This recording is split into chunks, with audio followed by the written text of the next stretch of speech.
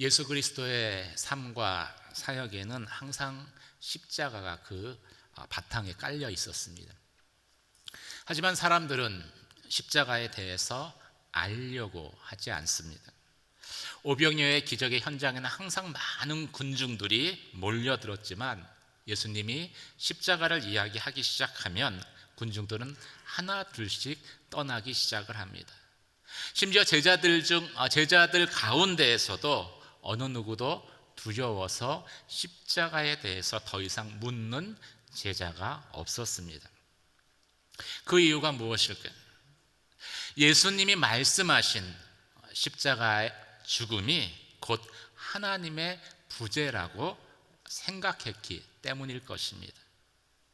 우리가 인생을 살면서 크고 작은 위기를 만나는 것은 피할 수 없습니다.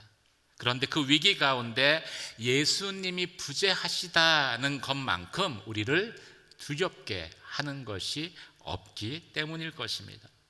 그런데 우리 눈에 예수님이 보이지 않는다 하더라도 그 순간에도 예수님은 우리와 함께 하시는 분이십니다. 십자가는 우리와 영원히 함께 하시겠다라는 하나님의 가장 강력한 표적이기 때문입니다. 오늘 성경의 사건을 통해서 고난 가운데에도 함께 하시는 그 주님을 다시 한번 저와 여러분이 발견하고 십자가의 은혜 가운데 거하는 그러한 모든 분들이 되시길 주님의 이름으로 축원합니다. 인생의 위기는 언제든지 찾아올 수 있습니다. 따라서 신앙의 갈등도 언제든지 생겨날 수 있습니다. 특별히 갈등은 인생에서 우리가 예상치 못한 그러한 파도를 만났을 때 우리의 삶의 위기가 찾아오죠. 22절과 24절 말씀을 함께 읽도록 하겠습니다. 함께 읽겠습니다. 시작. 그 후 예수께서는 곧 제자들을 배에 태워 먼저 무리를 집으로 돌려보내셨습니다. 제자들이 탄 배는 이미 육지에서 꽤 멀리 떨어져 있었는데 거친 바람으로 파도에 시달리고 있었습니다. 제자들이 주님의 말씀대로 순종해서 배를 탔습니다. 그런데 그 배가 한참 바다를 항해하다가 커다란 파도를 만나서 흔들리기 시작을 합니다. 그러면 우리는 당황하게 될 것입니다. 마치 이 거대한 파도에 배가 흔들리는 것처럼 배에 타고 있었던 제자들의 마음도 그렇게 흔들리기 시작했을 것입니다. 어쩌면 그 흔들리는 배와 우왕좌왕하는 그 제자들의 모습을 성경을 통해서 바라보는 우리의 믿음도 동시에 흔들리게 될 것입니다. 기적의 현장에서는 결코 우리는 흔들리지 않습니다. 믿음의 갈등이 생겨나지 않습니다. 제자들이 이 배를 타기 이전에 바로 어떤 사건이 있었다라고 성경은 말씀하고 있습니까? 오늘 본문은 그 후에라고 시간적인 배경을 이야기합니다. 어떤 사건 후를 말씀하고 있습니까? 예수님께서 물고기 2마리와 떡 5덩어리를 가지고 5,000명이나 먹이시는 놀라운 기적을 행하신 그 사건을 말하는 것입니다. 예수님이 행하신 그 기적에 사람들은 열광했을 것입니다. 그리고 제자들은 그런 예수님을 보며 마음에 뿌듯함을 느꼈을 것입니다. 내가 예수님을 따르길 잘했다. 우리의 삶에도 이처럼 오병이어와 같은 그런 기적이 일어난다면 우리도 제자들처럼 예수 믿는 것을 뿌듯해하고 그리고 자랑스러워할 것이고 우리의 신앙에는 갈등이나 요동함이 전혀 없을 것입니다. 그런데 우리의 믿음의 길에는 이런 기적의 때만이 있는 것이 아니라고 성경은 이야기합니다. 기적의 시간이 지나고 오늘 제자들이 직면한 것처럼 바람이 일고 갑작스런 파도가 몰아칠 때가 있다라고 성경은 말씀하고 있습니다. 제자들처럼 내가 탄 배가 풍랑을 만나는 때가 있다라고 말씀하고 있습니다. 그리고 집채만한 파도가 일어나서 내가 탄 배를 이리 뒤틀 저리 뒤틀 흔드는 그러한 일들을 우리도 당할 수 있다라고 말씀하고 있습니다. 그 가운데 제자들은 어땠습니까? 두려웠습니다. 그러면서 질문합니다. 이 배는 예수님께서 말씀하셔서 타신 배인데 그 배를 탔는데 어떻게 그 배가 바다 한가운데서 풍랑을 만날 수 있다는 것인가? 생각이 거기까지 미친다면 신앙의 갈등은 훨씬 더 마음 안에서 커질 것입니다. 증폭될 것입니다. 열심히 말씀을 들었습니다. 또 오병이어의 기적의 현장에도 있었습니다. 하나님의 놀라운 역사도 경험했습니다. 그리고 은혜도 받았습니다. 그래서 헌신해서 주님이 타라는 배를 탔는데 풍랑이라뇨? 그런 질문이 들기 때문입니다. 왜 내게 이런 어려운 일이 일어나는 것일까에 대한 신앙적인 회의가 찾아오고 믿음의 갈등이 생겨나는 시점은 바로 이런 순간이죠.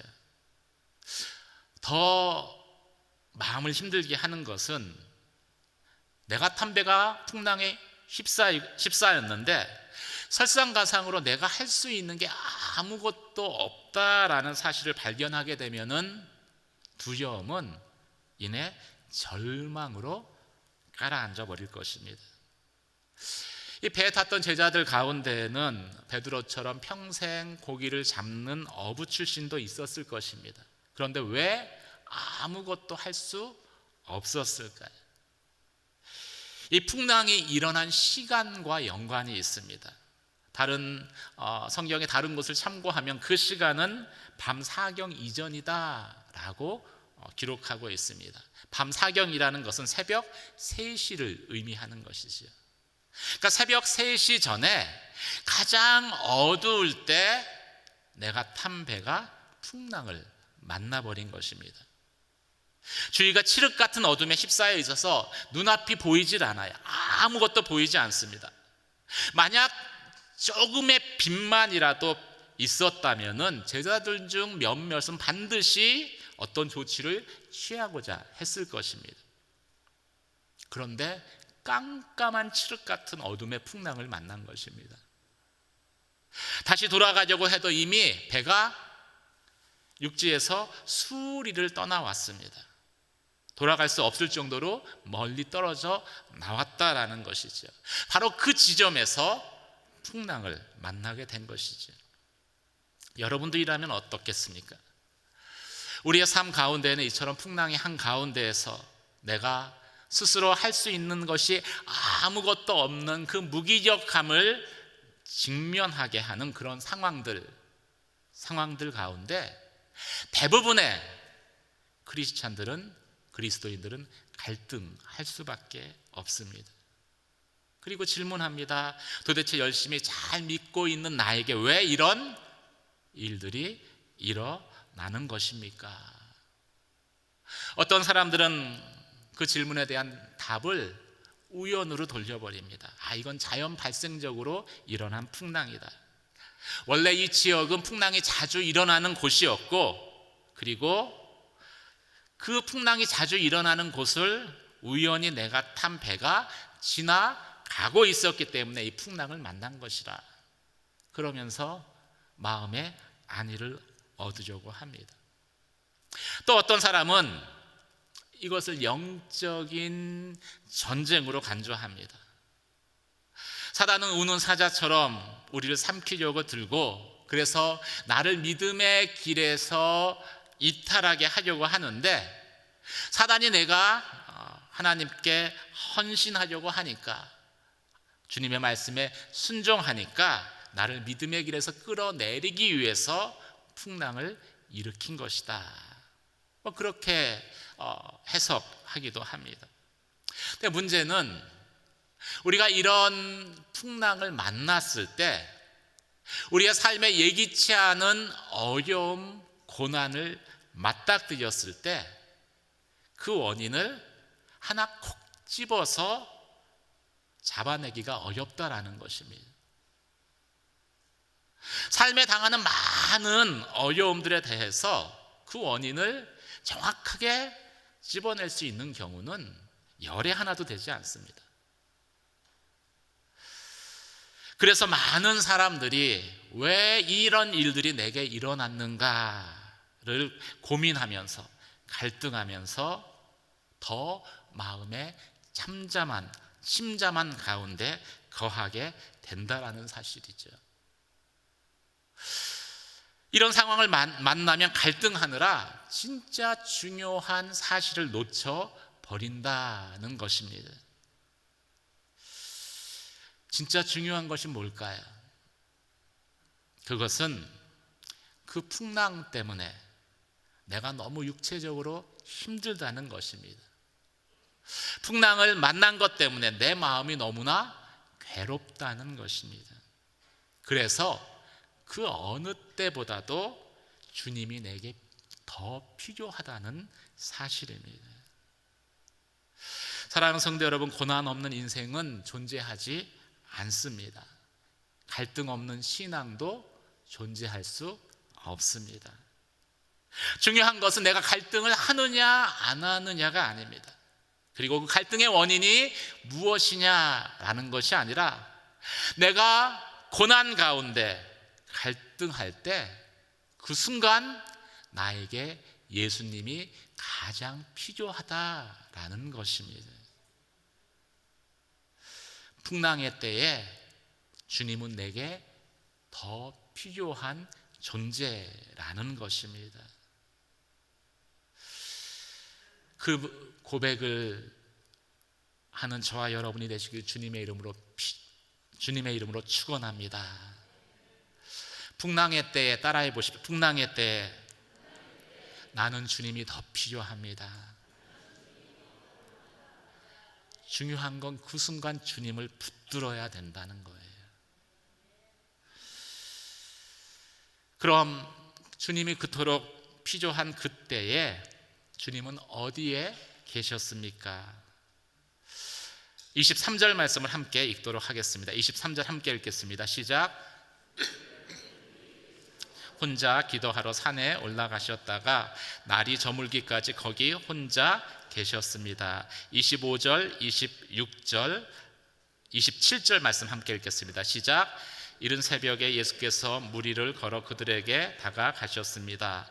제자들이 예수께서 무리를 걸어오시는 것을 보고 깜짝 놀랐습니다. 그들이 두려워하며 유령이다 하고 외쳤습니다. 그러자 예수께서 곧 그들에게 말씀하셨습니다. 안심하라, 나다, 두려워하지 말라. 우리가 우리의 삶 가운데 풍랑을 만날 때 주님은 어디에 계십니까? 그 순간 만약 주님이 계시지 않는다면은 그 상황만큼 우리를 힘들게 하는 것은 없을 것입니다. 갑작스럽게 바람이 불고 파도가 크게 일자 제자들은 분명히 이렇게 소리쳤을 것입니다. 기도했을 것입니다. 주여, 우리를 구원하소서. 우리가 죽게 되었나이다. 그런데 주님이 제자들하고 함께 하고 있지 않았습니다. 하나님, 도대체 당신은 어디에 계시는 것입니까? 풍랑 가운데 그 주님의 부재를 느끼면서 우리가 이렇게 기도하는 순간순간들이 저희의 삶에도 있기 때문입니다. 주님을 간절히 찾는데 지금 이 순간만큼 주님이 필요한 그 순간이 없는데 기도를 해도 주님은 죽은 듯이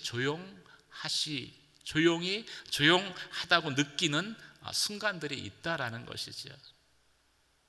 마치 예수님이 십자가에 죽으시는 그 순간 더 이상 예수님은 우리와 함께하지 않는다, 함께할 수 없다라고 절망해서 각자의 길을 찾아 나선 제자들의 마음과 같은 그런 순간들이 저희의 삶에도 있다라는 것이죠. 그 순간 주님은 어디에 계실까요? 오늘 본문에서는 예수님의 행적에 대해서 짧게 이렇게 기록하고 있습니다. 23절 말씀을 함께 읽겠습니다. 23절입니다. 시작.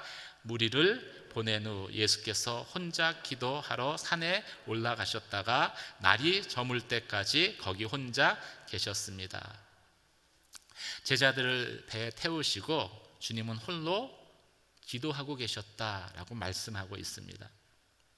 이스라엘의 하나님은 졸지도 주무시지도 않으시는 분이십니다. 우리가 가장 필요한 순간에, 때때로 인생의 풍랑 가운데에서, 그런데 우리는 주님의 부재를 느낄 때가 있습니다. 주님은 어디에 계십니까? 인생의 풍랑 앞에서 내가 너무나 무기력하다라고 고백하는 그때에 내가 기도해도 주님이 응답하시지 않는구나 라고, 그래서 우리의 영혼이 절망하는 그러한 순간들이 있습니다. 이 주님의 부재는 무엇을 의미하는 걸까요? 주님의 침묵은 무엇을 의미하는 것일까요? 졸지도 주무시지도 않고 우리를 지키신다라고 말씀하셨는데, 주님이 침묵하신다면은, 주님이 계시지 않는 것처럼 느껴진다면은 그것은 반드시 이유가 있기 때문입니다. 이유가 있을 것입니다. 주님은 뭘 하고 계셨습니까? 제자들이 한밤중에 풍랑에 휩싸여 주님을 찾는 그 순간 주님은 제자들을 위해서 기도하고 계셨습니다. 중보하고 계셨습니다. 무엇을 기도했을까요? 예수님이 제자들의 눈에 보이지 않는 그 상황에서도 믿음으로 풍랑을 이겨내기를 주님은 기도하고 계셨던 것입니다. 예수님은 제자들을 가르치실 때 항상 십자가의 죽음을 염두에 두고 제자들을 가르쳤습니다. 그래서 요한복음 17장, 십자가에 죽으시기 바로 전에 드렸던 요한복음 17장의 예수님의 기도를 보면은, 중보 기도를 보면은 십자가에 죽은 이후에 남겨질 제자들의 믿음을 위해서 얼마나 주님이 간절히 기도하시는지를 저희가 알 수 있습니다. 17장 11절에 이렇게 기록되어져 있습니다. 나는 더 이상 이 세상에 있지 않겠지만 그들은 아직 세상에 있고 나는 아버지께로 갑니다. 거룩하신 아버지여, 아버지께서 내게 주신 아버지의 이름으로 그들을 지켜주소서. 그 기도 이후에 이어서 또 주님은 기도합니다. 하나님께서 내게 맡기신 사람을 내가 한 사람도 잃지 않았습니다. 주님은 항상 십자가에 죽으신 이후에 남겨질 제자들의 믿음에 대해서 기도하고 계셨습니다. 순도가 높은 금이 되기 위해서는요, 때로는 뜨거운 용광로 불을 통과해야 합니다. 이와 마찬가지로 예수님은 풍랑의 와중에 제자들의 눈에 예수님이 보이지 않아도 오병이어의 놀라운 기적을 행하셨던 그 주님을 기억하며 그 주님을 믿는 그 믿음의 눈으로 그 주님을 바라보며 그 풍랑을 이겨내기를 주님은 기도하고 계셨던 것이지요. 이 말은 실상 제자들의 눈에는 주님이 보이지 않으셨지만 예수님은 중보 기도를 통해서 어느 때보다도 제자들과 긴밀하게 함께 계셨음을 의미하는 것입니다. 주님은 결코 우리를 버리지 않으십니다. 주님은 결코 우리를 떠나지 않으십니다. 눈에 보이지 않는다라고 해서 주님이 우리를 떠난 것이 아니다. 더 가깝게, 더 밀접하게, 더 강력하게 함께 하신다라고 성경은 말씀하고 있습니다. 저희가 그 주님을 기억해야 되는 것이지요. 제가 좋아하는 그 찬양의 가사 가운데 여러분이 아시는 이런 내용이 있습니다.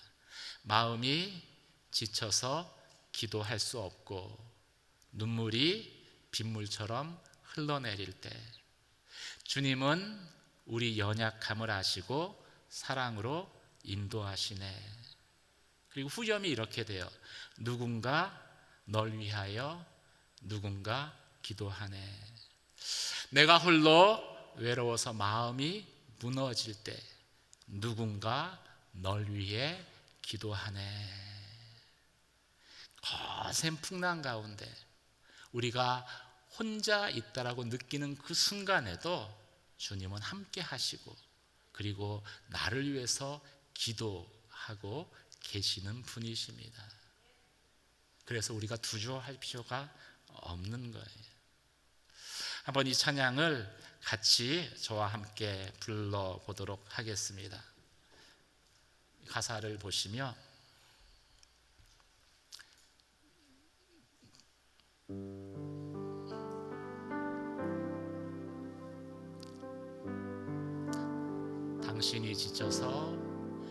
당신이 지쳐서 기도할 수 없고 눈물이 빗물처럼 흘러내릴 때 주님은 나의 약함을 사랑으로 돌봐주시네.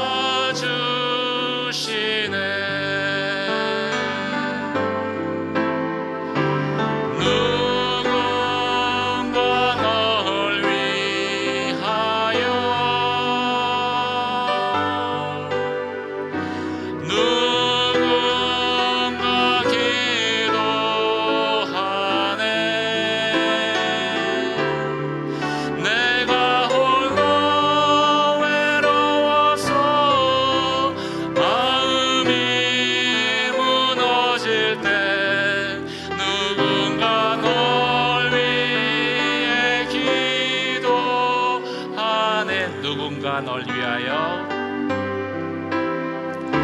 누군가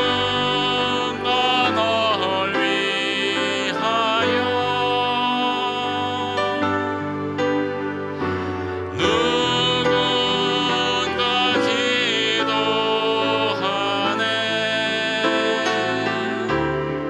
내가 홀로 외로워서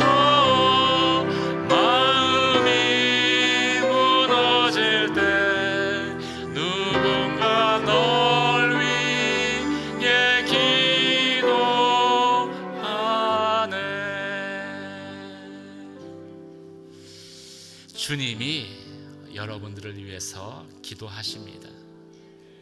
폭풍의 한가운데에서 내가 너무 힘들어서 기도하지 못할 때, 내가 할 수 있는 것이 아무것도 없다라고 스스로 무력해질 때, 주님이 가장 필요한 그때에 비록 내 눈에는 보이지 않아도 나를 위해서 기도하시는 그 주님이 계시다라는 그 사실을 항상 기억하며 믿음의 선한 싸움을 계속 싸워 나아가는 저와 여러분이 되시길 주님의 이름으로 축원합니다. 더 나아가서 믿음의 공동체가 주님의 마음을 품고 인생의 풍랑을 만나 또 질병의 풍랑을 만난 그 누군가를 위해서 기도해야 할 것입니다. 우리가 기도하면 그 풍랑 만난 그 사람이, 그 누군가가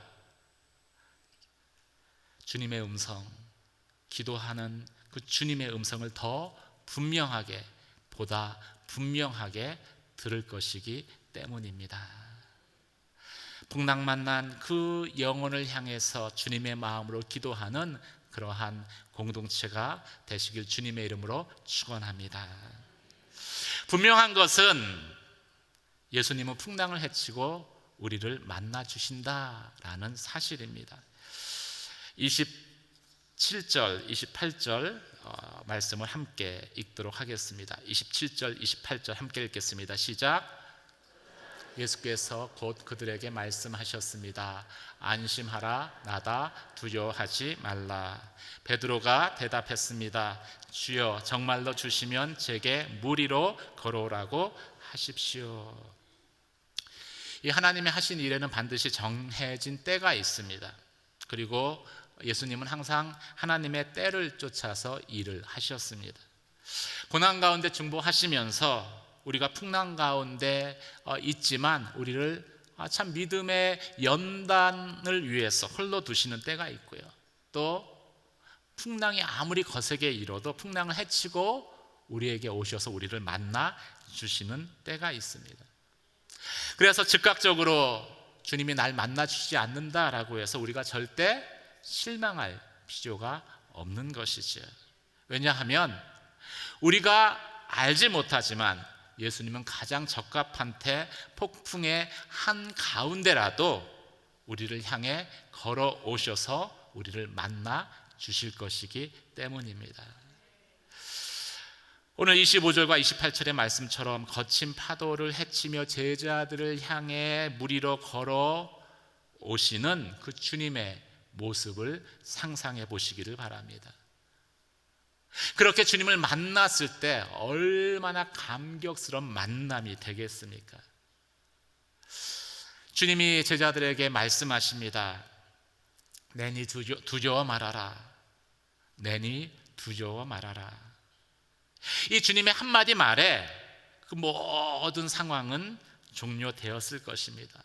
제자들의 마음 가운데 일었던 그 갈등의 요동함은 평온해졌을 것이고 그 가운데 있었던 두려움은 사라져 버렸을 것입니다. 그리고 이 주님과의 그 벅찬 감동스러운 만남에 베드로는 예수님께 이렇게 이야기합니다. 만일 주시어던 나도 물 위를 걷게 하소서. 그런데 개정 개혁에 보면은 이 부분을 이렇게 풀어놓았습니다. 나도 주님처럼 물 위를 가게 하소서. 많은 경우에 사람들은 이 물 위를 가게 하소서에 집중을 합니다. 예수님을 만난 다음에 베드로가 물 위를 걸어갔다. 기적의 증인이 되었다. 주님을 만나서 놀라운 역사를 경험했다.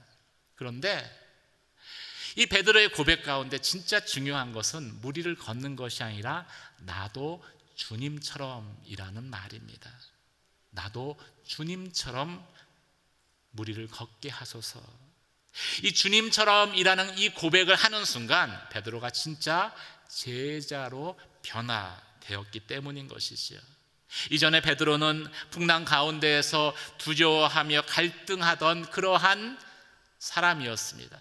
그런데 풍랑을 헤치고 오시는 그 주님을 만나는 순간 그 주님과의 그 벅찬 감동의 만남으로 인해서 베드로가 나도 주님처럼이라고 외쳤던 것입니다. 이 고백이 주님이 우리 가운데 듣기 원하시는 고백입니다. 사람이 물 위를 걷는 것은 상식상은 불가능한 일이죠. 그렇지만 주님이 하셨으니까 나도 주님처럼 걸어보겠습니다. 이 믿음에 도전하는 것을 하나님은 우리 가운데 원하시기 때문인 것이죠. 나도 주님처럼이라는 이 고백이 중요합니다. 주님과의 그 감동적인 만남이 나도 주님처럼이라는 고백으로 이어진 것이지요. 나도 주님처럼 내 십자가를 지고 주님을 따르겠습니다. 나도 주님처럼 믿음으로 손해보는 삶을 살겠습니다. 그런 고백을 주님은 우리에게 듣기 원하시는 것이지요. 그리고 그런 고백이 우리 가운데 나오게끔 하기 위해서, 자발적으로 나오게끔 하기 위해서 그냥 밋밋한 만남이 아니라 폭풍 가운데 그 파도를 헤치며 우리를 감격적인 만남으로 이끄시는 것입니다. 베드로의 믿음의 결단이 가능했던 것은 풍랑 한가운데에서 자신을 찾아오시는 주님을 만났기 때문입니다. 그 만남 자체가 너무나 벅찬 감동이었기 때문인 것이죠. 그래서 베드로는 나도 주님처럼 물 위를 걷게 해 주십시오 라고 고백했던 것입니다. 사랑하는 성도 여러분, 베드로가 만났던 그런 그 감동적인 만남, 주님과의 만남을 경험하는 저와 여러분이 되시길 주님의 이름으로 축원합니다. 이런 만남이 우리의 고백을 변화시킵니다. 그리고 이런 만남을 갖기 위해서 주님은 때로는 우리를 풀무 가운데 연단하시기도 하시고, 그리고 그 풍랑이 있는 바다 가운데 기도하는 것을 알지만 우리를 위해서 기도하시면서 만남의 때를 준비하시는 것이죠. 이런 만남이 우리의 삶의 결단과 변화를 일으키기 때문입니다. 나의 경험을 뛰어넘고 나의 상식을 뛰어넘어서 주님이 하셨으면 나도 그 길을 가겠습니다, 나도 주님처럼 하겠습니다 라는 고백을 하나님께 드리게 하기 때문입니다. 사람은 기적을 보는 것으로는 변하지 않습니다. 기적 경험하면 변할 것 같죠. 변하지 않아요. 제자들은 바로 직전에 오병이어의 기적을 경험했었습니다. 하지만 풍랑 앞에서 여전히 당황하고 갈등하고 있었습니다. 그리고 배를 꽉 붙들고 있었어요. 기적으로도 변하지 않지만 이 예수님과의 그 감격스러운 만남은요, 우리를 변화시킵니다. 베드로처럼 변화시킵니다. 저는 이 사순절의 기간이 그 주님, 베드로가 만났던 그런 그 주님과의 감격스러운 만남을 다시 회복하는 그러한 시간이 되시길 주의 이름으로 축원합니다. 십자가를 통해서 주님은 나를 결코 떠나지 아니하시며 나와 영원히 함께 하신다라는 흔들리지 않는 그런 믿음의 고백이 저와 여러분 가운데 회복되는 시간이 되시기를 주님의 이름으로 축원합니다. 그리고 그 만남을 통해서 나도 주님처럼 걷게 해 주십시오, 나도 주님처럼 기도하게 해 주십시오, 나도 주님처럼 사랑하게 해 주십시오, 나도 주님처럼 섬기게 해 주십시오. 주님과 함께 주님이 지셨던 그 십자가를 연합해서 주님과 함께 그 십자가를 지고 주님을 쫓아가는 믿음의 삶을 살아가는 저와 여러분이 되시기를 주님의 이름으로 축원합니다. 한번 옆에 분들에게 나도 주님처럼 살겠습니다. 함께 기도하도록 하겠습니다. 오늘 말씀을 생각하며 함께 기도할 때 우리의 삶에 예기치 않는 풍랑을 만나는 순간들이 있습니다. 당황하며 아무것도 할 수 없음에 좌절할 때가 있습니다. 주님의 이름을 부르지만 주님의 부재가 느껴지는 그러한 순간들이 있습니다. 그 순간 나를 위해서 기도하시는 그 주님을 저희가 보게 하여 주시옵소서. 그 순간 나의 믿음을 위해서 기도하시는 주의 음성을 듣게 하여 주시옵소서. 사순절의 시간이 그 주님을, 십자가의 주님을 참으로 베드로가 만났던 것처럼 감격적으로 만나는 시간이 되게 하시고, 나와 세상 끝날까지 함께 하시는 그 주님을 확신하는 시간 되게 하여 주시옵소서. 우리 가운데 풍랑 가운데 고난 당하는 아버지 하는 그 영혼을 위해서 주님의 마음을 가지고 기도하는 모든 성도들 되게 하여 주시옵소서. 함께 3분 정도 주님 앞에 기도하며 나아가도록 하겠습니다.